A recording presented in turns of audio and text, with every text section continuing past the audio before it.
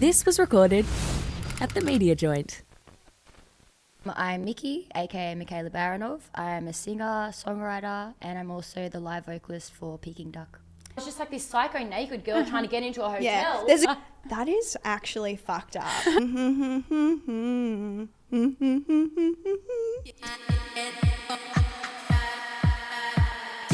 That is so rogue. Boy, that's a bit rogue. Is it even that rogue? You start. No, you say it. No, you. Okay. Welcome back to another episode of A Bit Rogue. Tozza, let's jump straight into our infy moments of the week. Do you have one for us? I actually do. So I went on a date on Sunday. Actually, I don't know if you can call it a date. We met that day and I was really drunk, and then I made him take me to dinner. Does that count as a date? Yeah, kind of. I get what you're saying, like when you meet them out. And I was pretty drunk, so I was like, I need food. So I was like, take me to dinner. And it was like a forced date. And anyways, we ordered some food. I ordered fries for my food. The fries come out and he says, do you know how many calories are in that? Why would you say that? Why would you say that? I'm like, I obviously, one, I'm drunk. Two, I don't care how many calories there are in that. And three, don't make me feel shit about eating fries. Sorry, like, but what? he's blessed that it was you, not me, because I would have left right good night. I boy. kind of did it, like have a go at him, but at the same time, I was also like, what? Like, who Put him in says that? check. Did you? What did he say? It's an ick. I was just like, one, I'm drunk. Two, it's the weekend. Three, I don't care. I can order fries whenever I want. I go to the gym. I'm healthy normally, but as well, it doesn't matter. Like, He wouldn't want to go to Hooters with me. Fries, cheese, crispy bacon on top. yeah, like just don't comment on what RIP people are Hooters. eating. But this happens to me all the time. I feel like so many friends and people in my life have been like, do you know how many calories in that? Or like, I don't eat breakfast. Or like, I don't. And then you're like, dude, like, just I do. So just like, shut up. I've never had someone say that to Really? me. I reckon I've had like a lot of our friends. Like, I don't think I'm open enough for someone to say that to me. They probably know I'd bite their head off. Yeah, it's interesting because I'm like, well, I wouldn't be eating if I actually cared how many calories in it. Like the other day, I ate like a block of chocolate. I don't care. It was nice. Woo, brave girl. Did you know that it's a leap year today? Oh, is it? Yeah, so we're buying some extra time, which brings me to my infy moment of the Yeah. week. I went to a wedding on the other weekend. It actually wasn't this past weekend. Anyway, so speaking of extra time, I've gone to the wedding and this is the recovery and everyone's drinking and stuff, and like I don't like anything other than organics. All right, I'll have mushrooms. I'm fine with that. And you know what? I didn't really want to drink because I was going to fly home that evening. But then I thought, fuck it. I don't really hang out with my school friends often, and we're all together up on the Goldie. So I dived in. I set my alarm for 6 p.m. to order an Uber. I think my flight was 7:45. Anyway, you know, I'm vibing a little bit, but I did eat a bit too much. Like I was looking out on the water and I swear I saw like the Loch Ness and I was like, nah, this is not good for someone going to the airport. Oh my So- god, it's like my worst nightmare. Yeah. I ended up calling the Uber. I say bye to everyone. I hop in the car. I'm like, cool, I'm just going to quickly check in. And it says, you cannot check in until March whatever. And I was like, why the fuck not? And I realized I booked my flight 4 weeks later rather than the Only date you I would was do that. flying. Only you would do that. I'm sitting in the fucking Uber being like, I've eaten mushrooms and now I've got to go Take a dob deal on with that myself. shit. So I get to the airport and I'm like, what should I do? Like there was no flights because it was too late to book. And I thought, I'm going to have to go full movie style. I had to go up to the desk and be like, look straight, look straight, look straight. And I said to the girl, excuse me, I booked 4 weeks in advance. Anyway, she sorted me out. It was fine. That's nice. Was it Jessa? Oh, conscious. I feel like it was Jetstar. They'd be like, get fucked. I think it was Jetstar. Oh, that's good. Yeah, it was definitely Jetstar. They're getting better. Better customer service. Well, I was pretty much, so this was the panic, is I got to the airport and there was no one fucking there. So I think that's why she was like happy to help because like there was not a whole lot going on. But yeah, it was very stressful. I was like, now I'm going to have to go back to the house or stay on the Gold Coast forever. So these are my little mushy thoughts. Anyway, don't recommend, probably don't do that. Get sober before you catch a flight. Yeah. I don't think it's legal. I don't know. What do you mean? You can't get on the plane lit. I mean, as long as no one knows. I'm not very good at hiding things. Like, Anyway. I'm on mushrooms. Probably told people. Yeah. So, okay, excuse me. Anything else happen this week or? Not really for me, but maybe for you. So I don't really like going out unless it's like an event, right? Because you know, got Or if I'm babes to do, DJing. or if you're DJing, yeah, like an event, a birthday, you know, something significant. Anyway, I went to sleep thinking it was like Sunday night. I must have. Anyway, my phone is calling at 5:30 in the morning, and I was like, "Fucking hell!" Like, Who's on a bender? unless, well, I didn't think that because I thought it was Monday. True.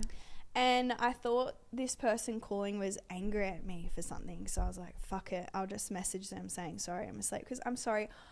If I don't have to wake up before my child, I'm not going to. 5:30 is aggressive as well. Yeah, that's hectic. Anyway, I thought that they might have been on their way to work. So I answer and I'm like, hey. And they're like, can I come over? And I was like, what the fuck? I was like, it's a Monday morning. Why the fuck? What the fuck? And they're like, yeah, can I come and root you? And I'm like, what the fuck is going on? I pretty much was like, absolutely fucking not. Also, who just says that? I don't know. What a freak. Yeah. Anyway, so I'm like obviously saying no. He then, like, I probably should have just hung up, but I was like, you know, let a man speak. He goes, well, if you're not going to fuck me, do you know someone else that will? No. That's fucking cooked. Who says that? Is that a thing that people say? No, that's not normal. That's I literally not was like to normal. him, you're a disgusting pig. That is so disrespectful. Yeah. If anyone said that to me, I'd literally never speak to him and again. then I also in my head I thought it was a Monday, and I'm like, you're an animal. Like, this is just not good. So he was like on a bender on a No, big night. it was actually essentially the end of his Saturday night. Yeah, right. Yeah. It was Sunday morning. Yeah. So he's Yeah, what a having a big freak. one. Anyway, Who says that? I it don't know. kind of made me feel shit though. I'm like, why is But he also just calling have me? respect for women. Like, I don't know. Yeah. I just feel like that's super disrespectful. Yeah, and it was like weird. learn how to talk to people. I don't care if you're fucked up or drunk. Like, that's just Yeah, that not was sweet. not right. Fuck. Well, that's heavy, but we do have we do have some exciting news coming up. So this Sunday, me and Skye will be traveling to Snow Machine, which is in Japan. Yeah, I'm really pumped. I'm performing, which I'm super excited for. I love being your groupie. Yes, thank you. So I'll be DJing alongside Diplo, Nina Kravis, Hilltop Hoods. There's so many exciting acts there, and we're very excited. And we actually are doing our first A Bit Rogue Abroad. Yeah, a bit. Oh my god! Can we call it that? Let's do it. Yeah. Also, you look a bit naked today without your bloody hat on. I know, bloody hell. I wish I could. You said you were going to wear it every episode. I know. Well, I did think about it, and then I was like, people probably think I don't have any clothes. But shout out Restated Vintage, because that is my favorite hat, and I will wear it probably every other episode now. Today is kind of on theme of the whole festival vibe, because we have someone really fun coming on. Yeah. She is a live vocalist for Peking Duk. She is one of the most amazing, beautiful, Very easygoing, approachable. so approachable, so bubbly. Like, she's amazing, so easy to talk to.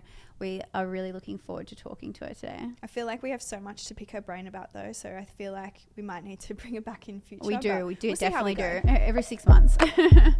Welcome, Micci. We're so excited to have you on A Bit Rogue. How are you? Good. Thank you so much for having me. Do you want to give us a little intro about yourself? What do you do?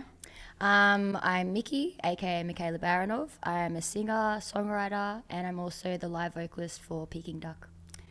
That is absolutely epic. Oh no! No, it's fine. It's fine. I actually, one of the best nights of my life, I went to a Peking Duk concert in 2019, and you were Ovi, the singer. Which one was it? Yeah, where was it? Oh, man, I was in Newcastle. Oh. Yeah, I went to Oh, Newey. that festival? Or? No, it was a would've Peking been Duk. next. Yeah, sick. it was a Peking Duk concert, but Yeah. I don't know what the It venue. would have been next, I think. Yeah. I actually did my first solo project show supporting Peking Duk, and in their thing it was like no trap music, no bass music, like you can't play all these genres, and I just went on there and like threw down and I was like, I'm sorry. So you have been touring with Peking Duk since 2017? I think that would be the year 2015, and I did X Factor, then 20. So you did X Factor? Yeah. That's sick. I didn't know that. I'm trying to think. Wait, that's my benchmark though. So 2015, like that's when I try and remember things. So you did X Factor as Micci, and then It was Michaela, and that year I was the sob story. So it was like because my dad had just passed away. I'm So it was like sorry. this whole it was just really the beginning of my whole life that year. Wow. And my dad passed away like a week before the televised audition, and then it was just like this TV. So you're really in your feels. Yeah. Wow. But it was like the most. It was like such a valuable experience for the time, because I just like lost myself in the experience, and like you go in lockdown, which is like a 12-week thing. I think I came 7th on the show. Wow, that's epic. So you disconnected from reality, which was amazing. But then when I got out of reality, and like at that point when I like, 'cause I didn't win, I was like, oh my God, my life's over. And I felt like nothing was ahead of me, and I didn't know what I was doing. And then I had to really face reality, which was like, you know, unknown to me, because like my world had been upside down. For sure. And then I didn't really know what I was doing for like about 6 months. Like I had no idea. I kind of was in the whirlwind or the aftermath of like doing, you know, random gigs of like Yeah. Yeah, did you get much opportunity after X Factor? like doing the national anthem and those kind of things. But like it's funny because you do those shows and it's a great performing like opportunity, and you do grow a fan base. But then it's like, you know, in terms of knowing what your live show is, or you know what type of performance you want to do, you know, are you going to be a cover artist, or you know, unless you've got stuff happening and you've already been working on your own repertoire and everything, like it's hard to keep like to stay on the wave and keep it going, and actually doing gigs. So it was like 6 months I was kind of like doing like random little gigs, and then it was funny, I kept bumping into Hugo from Flight Facilities. He was in the same kind of circle of friends as my boyfriend at the time. And they were going on a world tour like shortly, and I ended up doing that with them for a whole year. I went on a world tour with them for a whole year. That's so funny that you just said Hugo, Yeah. because when we didn't know you weren't coming, we were like, fuck it, we'll just message Hugo. So now I'm gonna get you He's on, a so- great conversation. He's a very good person to have a chat with. But yeah, like, and it was funny because with them, my first show with them was in Japan at Fuji Rock Festival for 150,000 people. What? it was that was the most insane moment, because I was like being on that stage with them, and like, and you know, Were their you songs nervous? Like, what? I mean, that was the moment that I was like, this is my place. Yeah. And like, I felt so comfortable, and like, it was just like, the most insane experience. And from then we went to like, you know, we did the rest of Asia, and then we did all of Europe and all of America. And So where did you then run into the Duck Boys? so that was like the world tour with Flight Facilities went for about a year, and then they went on a touring break to work on their album. I think, like, I can't remember what that album is, what it's called now. But they started working on that. And then again, I was at the point where I was like, fuck, I've got no idea what I'm doing with my life. And it was just, again, like a moment of stillness, and being like, you know, I've always been reaching out to producers, and I've always been writing and doing my own thing, but it's like, you know, when you like, it's the constant stabbing in the dark, It's not the joys knowing. of being a creative, Yeah. though. It's always like 2 steps forward, Yeah. 2 steps back, 2 steps forward, and it's just, you never feel like you're getting ahead. Like, it's always doubting yourself. But I think it's super important to just like stick to it, and that's how you end up making it. Yeah. And focusing like on like, you know, working in order to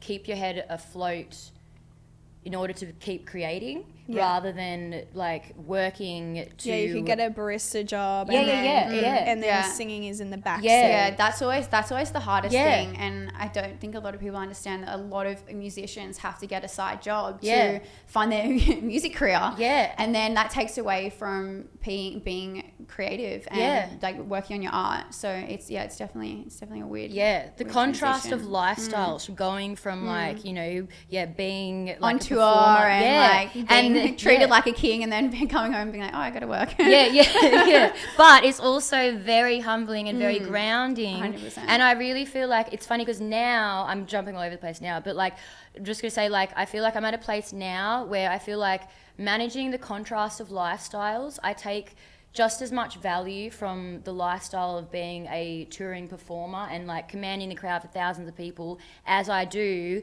you know, handing out free products and doing casual work 100%. because no matter what opportunity you do, no matter what you experience, you've got you've got a lesson to learn in everything. 100%. And like, I think like the way I live my life is being open to whatever the universe wants to give you and being willing to put whatever you can in the moment you're given. And this is why you're going to go so far, because humble people and people that are grateful just like shine above anyone that's not. And driven as well. Yeah. Like if you're getting out there doing promo whilst, you know, knowing in the back of your head, I'm about to go perform to, 150,000 people at the end of the year. You know what I mean? Yeah, So, 100%. Well, I think it's about like finding purpose in everything. Yeah. Because there is purpose in everything, and that's where I struggle. Like feeling like, you know, if I feel like I'm not working on something, and that's been something that I've really had to again work on. You know, not basing my self-worth off the validation of other people. Like making sure that it's like it comes on something like I feel like,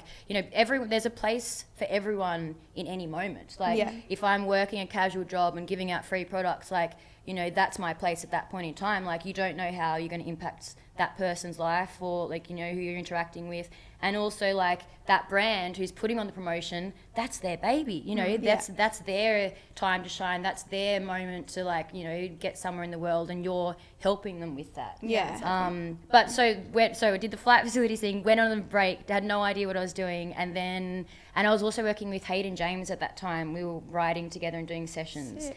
And one of his best friends was the music director for Peking Duk, and they were doing their transition of going from being DJs to putting together their live band. Yeah. And it was funny. So they Joel reached out to me and asked if I'd be interested. And I'd heard of Peking Duk, but I wasn't familiar with their music. Yeah. And so I was so excited though, because I looked them up and I was like, So you obviously don't listen to the radio. No, I don't. I don't listen to radio at all. I listen to most of the music that I listen to. The people are dead. Like it's like old music. Yeah. But and so he messaged me saying like, can you like just send in like, you know, recordings of you singing their songs. They're testing out all these singers.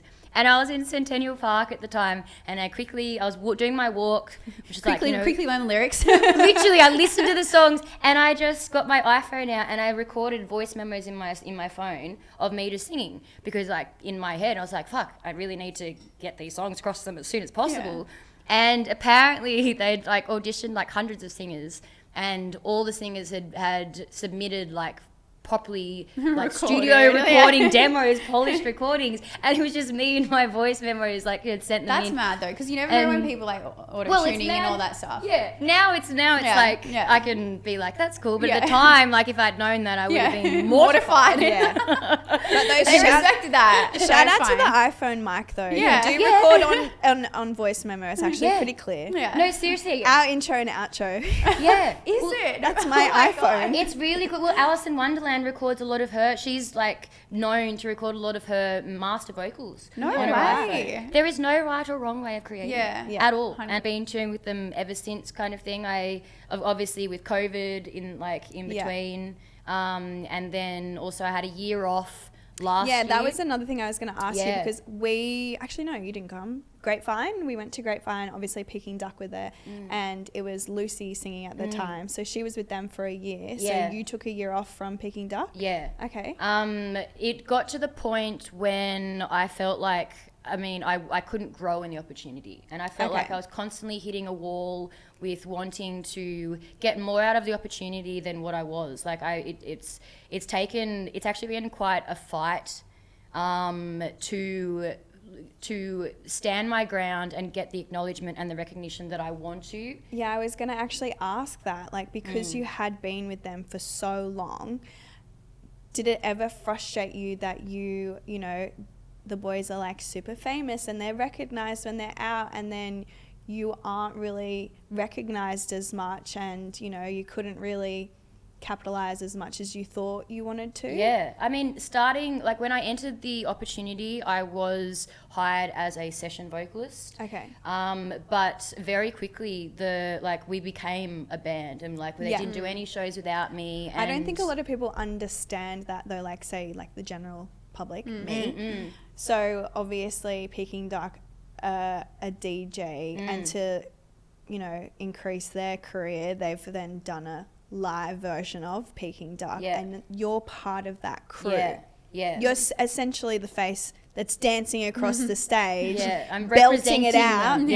Yeah. But yeah, I mean, it's a frustrating conversation that like I have with everyone who I meet, because it's like they, you know, it's always been the grey area of like, oh, you're Peking Duk, and I've always like, especially with their management, I've always been shut down and had to clarify with everyone, no, I'm not Peking Duk, I'm just their live vocalist. And it's been a very degrading and frustrating Especially when thing. you're saying it, I'm just the live vocalist. Yeah. And it's like, you know, but everyone thinks I'm Peking Duk, but I'm not. So it's like this grey area of me never being able to have my own identity and, you know, but still expected to, you know, give it my all and be proud of the opportunity and make the most of it and be grateful for it, which I am. But it's like, in terms of like me being able to grow and be my own artist and also be included and be able to like just be a part of the whole project, it's been a really, it's just been like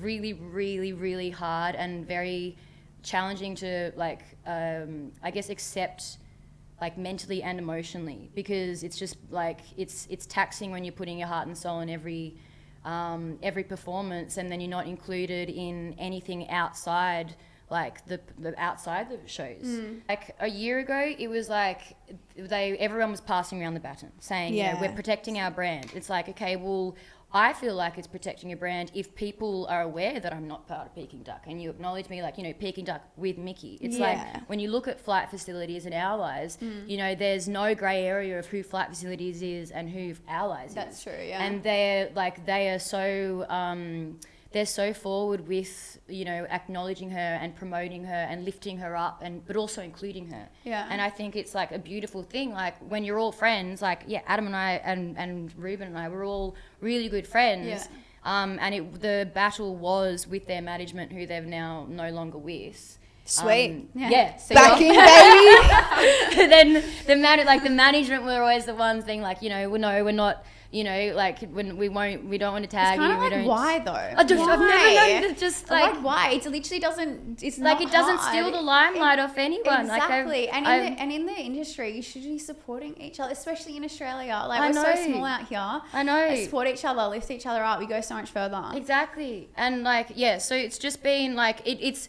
I know I'm always going to have the conversation with people. Like when I meet people, they're like, oh, you're Peking Duk, and I say, well, no, I'm the live vocalist. And then it's always the conversation of like, aren't you the singer on any of the original songs? And I've got to clarify that with people. And like it's my own, you know, like it's a good catalyst to imposter syndrome when you're having those conversations. Exactly. I've had to do a lot of inner work to not let to not let the situation I'm in affect my self-esteem and affect my I guess determination to make something of myself. Like taking the situation for what it is. Like I'm learning to do that now, but also it's like we've had like since then, so I got to the point where a year ago it was like, you know, okay, well, this is what we're prepared to do, this is what we're prepared to pay, you know, you can either take it or leave it. And so I left it, and like I was the one, like, you know, and then I had to go and like figure out what I was doing, and like and you know, they kept going with their show and it didn't affect them at all, and I was like I was dead pretty much. It was like that was it. But that was the year that I grew the most in my whole life, and it was like that's when you started releasing under Micci and like and trying my, shows. you know, experimenting with like my own live show and doing like I would say failed shows after failed shows, because it was like they were good. I've been to 2 of them. but like That's it's how really we met. experimenting. Yeah, of course. Experimenting with my sound and as a performer and like and with audiences, because like, you know, it's yes, all my experience has been with Peking Duk, but it's like, you know, jumping back then into the same scene and expecting to get the same results in audiences when it's just yourself. It's honestly hard when you go from like, you know, 10,000 people to 100 people, and it's actually scary without all the production. Do you remember when I played my first festival? An example actually came up to me, and I was like, oh, you know, I was really nervous. Like, there's only about, you know, 50 people there, and he's like, Tori, I've literally played one show to 100,000 people one day, and the next day I played to 20 people. He's like, you're never gonna know, but you need to know how to perform in front of every type of audience. Don't you reckon it's not always gonna scarier be when good. it's more intimate? 100%. Everyone. When there's like so much 100,000, you're like, I can't fucking see anything. Yeah, so this is it's fine. way more. it's so much more scary because you're like, do they like it? What am I doing? Like, and then you get in your own head and you're like, oh. It's much easier to make direct eye contact to 100 people Absolutely. than Absolutely, but also like without all the production, without the visuals, without all the same lighting, you know, and also when you're like at a different level performing, you're on an earlier time slot, which means the light, like you've got natural light, you know, it's like it's a whole other ball game. I really like grew from that year, like dealing with that. And then like it was funny, like just as I was like totally fine with like, you know, felt good of like whatever I was working on.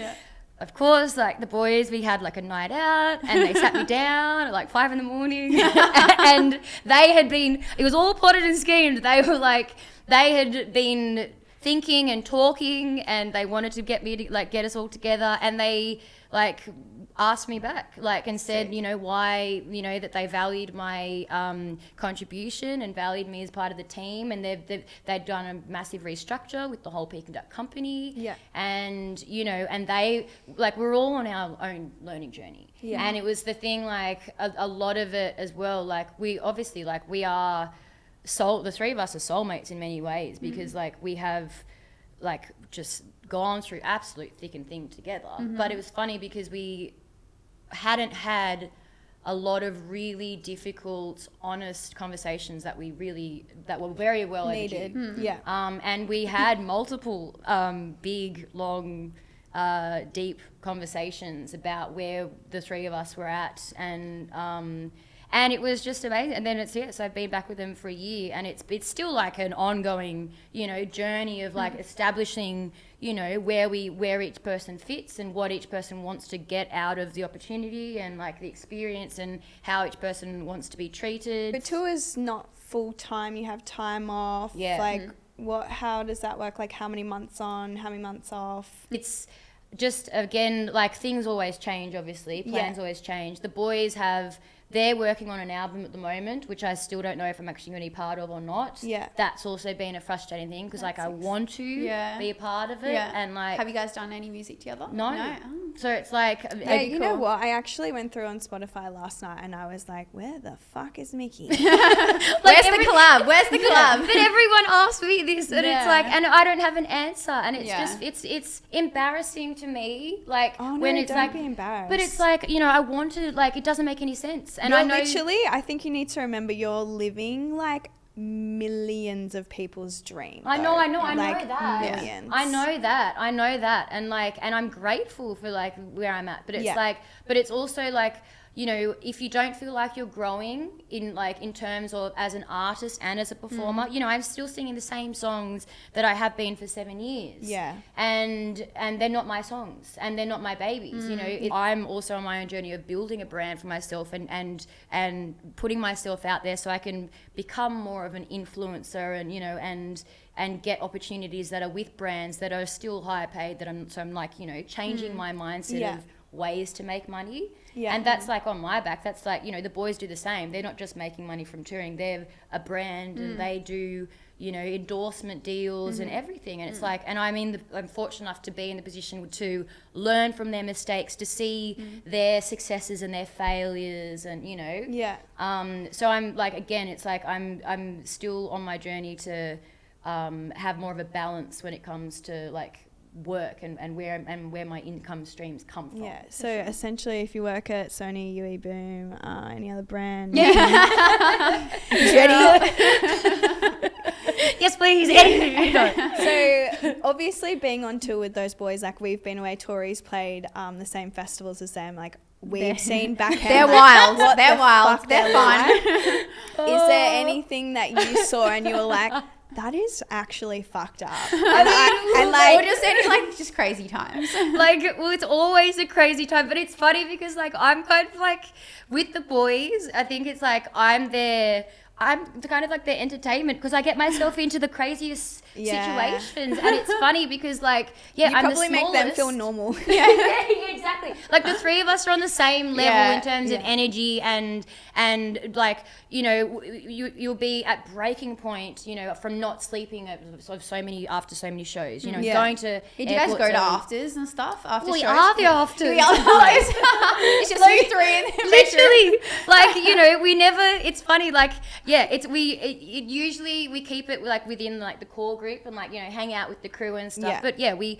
most of the time like we do the after parties are at our hotel rooms and stuff, and like, and you know, most of the time it's Adam and I who are the last one standing. Ruben always falls asleep like He's a dad. He's allowed to. Well, he's always fallen asleep before he was a dad, but like he'll be there and just fall asleep, which is really funny. Like he doesn't. That guy was just passed out. Yeah, he just passes out. It's not even falling asleep. In his parashorts.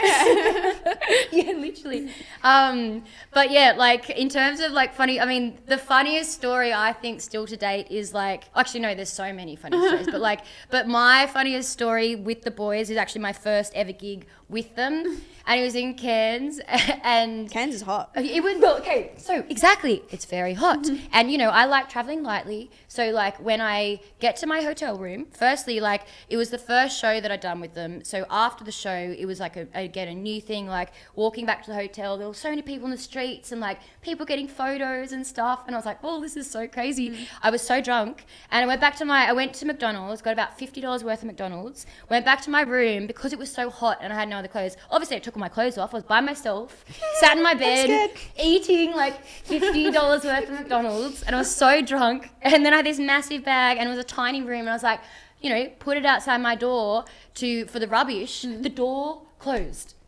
And I was naked. I was naked at my fucking hotel room. Did you have knickers on at least? Nothing. I was naked. I looked like Gollum, right? I had a little pot belly full of McDonald's, and I was like mortified. This is my first ever gig with Peking Duk, and I was like, all the things that were going through my mind was like, oh my god, and everyone's rooms were in a line, right? Like everyone had their own room with their doors. People are like, that bitch is actually desperate to be here. Like, and I was just like thinking of all the people that I'd just seen on the street like half an hour ago, and I was like, oh my god, what am I gonna do? I'm naked. Like I've got nothing on me, nothing. And so I was like, okay, well, I couldn't get down the lift because you needed a swipe card, right? So of course there was a fire escape. I was like, knock on someone's door. I was very drunk, right? I was very drunk. No, because I would have rolled up in a ball being like, my vagina. Like, I mean, thinking about that, I would have done the whole thing very differently. But I went down the fire escape, went in the door, and I was like, fuck, I'm locked in here now. Fire escapes you can't open till the bottom level. You literally can't open any door on a fire escape until the very bottom level. So I made my way down to the bottom level. I was now on the street, naked.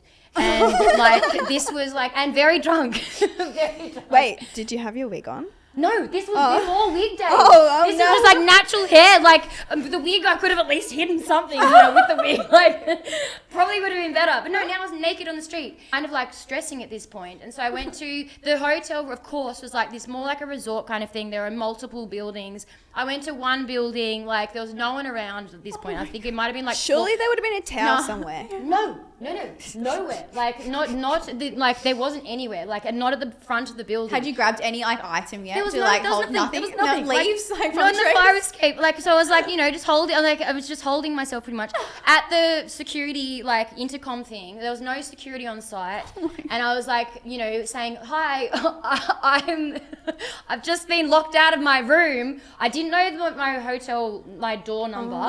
The room was under my our tour manager's name, so it wasn't even under my name. So I was just like this psycho naked girl trying to get into a hotel. Yeah, there's a groupie outside. She's in the nutty. Like literally by myself, and like you could have been like, guys, quick, I can sing to you. Like the security weren't on site. They had a security camera, and they're like, you know, what the fuck is this girl? Like, there's no, you know. At this point, I was not like laughing at all. Like I was bawling my eyes out, screaming. So now I was this screaming, angry girl trying to break into like a hotel with no details on me. Anyway, they ended up like letting me in the foyer area because I couldn't actually get anywhere else from there. I can't believe you're naked still. Naked, but I was just more like I was so nervous. No one was around at this point. I think it was like maybe 5 a.m. Anyway, I made it into the bottle like in the foyer area in the lift. I ended up curling up in the corner. I was bawling my eyes. I just curled up in the corner. You could tell at this point? No, nothing. What? Just still curled up, just naked, butt naked. Then this couple walked in. This must have been like probably 6 o'clock. This is like, I don't know, it felt like forever, but it was a couple of hours, I reckon. Maybe 2 hours. It was a long time to be in this moment of like major distress. And at this point, yeah, a nice little old couple walked in. The old man, I'll never forget, and I really wish I still had it. He saw me and he quickly took off his big baggy t-shirt. He had a massive pot belly, and just handed it to me, which was it was his own building company t-shirt. And they were just like, "Oh my God, are you okay?" And I was just like sobbing, and I was like, "I'm just trying to get into my room." Anyway, then they walked me over to the actual reception desk, which now there was someone at, which is like in another building. They walked me over there, and yeah, I spoke to the reception desk, and I said like, I don't know what level. I knew what level I was on. I was like, I'm staying in one of the rooms. I've just gone through this whole thing. I'm trying to get in my room. Anyway, the person, and they I was escorted up to my room. I could see which room it was. I didn't know what number it was, but I could see. They walked me in. I was able to show them, like, I said that like my bag and everything was in. And they needed me to confirm that my belongings are in there. They did. Anyway, at this point now, like a lobby call was like in half an hour. So I was like sitting there on my bed. I was like, they can't know. I was thinking like, oh my God, this is my first gig with Peking Duk. I'm going to be fired. Like they can't know that I've just been running around naked trying to get into the I was just thinking of them getting in trouble from the hotel or whatever. Anyway, so then I met them all for breakfast and we're all sitting there and I just didn't say anything the whole time. And then when we were going to the airport, I just sort of started sharing a bit of the story and I was like, so this happened. And they were all in hysterics. They were just they couldn't breathe. They were all laughing so hard. And You're better than me. I get verbal diarrhea and I'm like, well, no. I was naked. Well, it happened. It was kind of I was dead silent the whole time. I was like, what's how wrong? do I share this? Yeah. I was like, I don't know how to. Still a bit rocked. Yeah. So that was my first show with them. Jesus. Wow. That's a bit going rogue. strong. Everyone that comes on the pod gets a game. Mm-hmm. Your game, it's not just a leap year today. It is hump day. And with hump day comes hum along. So what we're going to play is a humming game. We all have to guess hums. So myself and Tori are going to hum a song. You're going to guess. Mm-hmm. You're going to hum a song for me. Okay. You're going to hum a song for Tori. So think of two songs. Okay, wait, okay. Yeah, you can have a minute. Whoever gets the most points wins. Okay. All right? Yep. So I'm going to go first. And I just apologies. She's been practicing. Oh, no, it's not a current song, is it? I don't fucking know. My heart's going pitter-patter. Hold on. Was that it? Wait. Imagine if I got it from that. Did you? I don't know. I'm trying to think.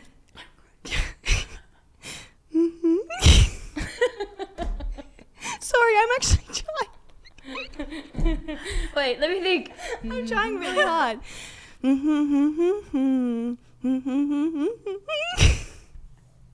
That was kind of it. That was totally it. Wait, let me think. I can't believe I fucking practice this. This isn't even me winging it. Oh,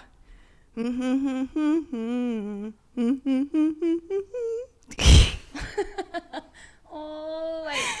It's fucking Murder on the Dance Floor. That is Murder on the Dance Floor? Wait. That's more Murder on the Dance Floor.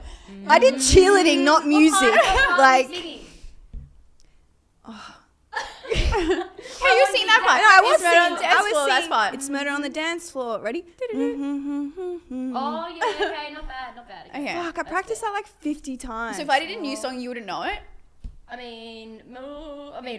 Sorry. I'll do an older song. Okay, All right. now that non-muso's out of the way. No, I feel like I'm going to fuck on. this up too. Okay.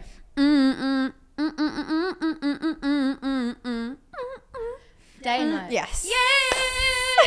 Thank you. Okay, you got to hum to me now.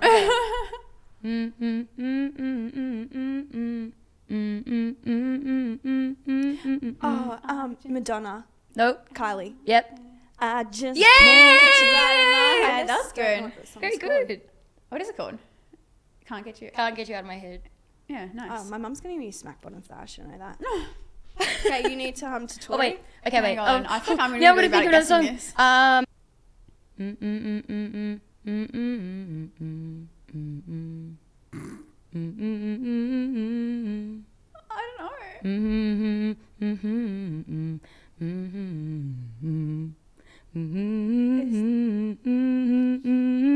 I don't know. I don't have it. Come on. Sing it. I can't get Ho Down, Throw Down out of my head. Do you know this song? Do you know this song? I don't know. Do You I? don't? What is What is it? it? Start singing it and then we'll guess it. Hit me, baby, one more Oh, time. I do my know God. that song. Okay. Okay. Yeah, like that. I was like, hang on, that's the song I just Don't ever use me as backup singer. Humming's weird. Humming, that's. I feel like none of us are humming right. Yeah. Humming, you meant to put it in your teeth. Aren't you? I don't Humming's know. very good for your voice. That's a good warm up. Okay. But I don't think any of us have been humming right. We've been like doing more like singing with our mouths closed. Yeah. Oh no, that's right. It's hard, isn't it? Nice. We've got singing lessons now. You know, I actually got told once. So I always like doing random hobbies. Like I do love doing sports still, and you know, you can always upskill in life. Yeah, of course, definitely. So one time I was like, I know I'd be a really good case study for a singing teacher, right? So I said to some, What do you mean case study? Like, can she get good? no, I thought I They're just genuinely going to be was studying, like, examining you? yeah, I genuinely was like, this will be a great glow up. Like I know I suck at singing, and I know I could be good if I practice hard enough. They literally said to me, unfortunately, some people are just born not being able to sing. Well, And I they're was the wrong like, teacher, definitely. They should know. I will take back their words right do you now. want me to sing you something? No, but seriously, trust me. When I hear how I sounded, like 10 years ago, it's like, why did I ever? What did I hear that made me want to just know that I was a singer? Trust me, it's actually mind blowing. And it's not like I've been consciously practicing every day. I've just been singing every day, but and pushing myself in terms of songs to sing vocally. But it's not like I do vocal exercise or anything. But the evolution of my voice. Trust me, Skye, you have the potential to be Madonna I'm if you gonna really do want it. to. Anyway, thank you so much for coming Yeah, in. It was thank so you. fun talking to you, and we Thank definitely need to have you back because there's Yeah. so much more that we obviously want to unpack as girly pop on the scene. Yay. But yes, thank you so much for coming. Thank you in. so Really much, and appreciate it. congratulations. This is so exciting. This is going to go really well. Thank you. Thanks for listening to A Bit Rogue, where we uncover the stories of athletes, artists, and celebrities with their most rogue moments. Episodes dropping every Wednesday.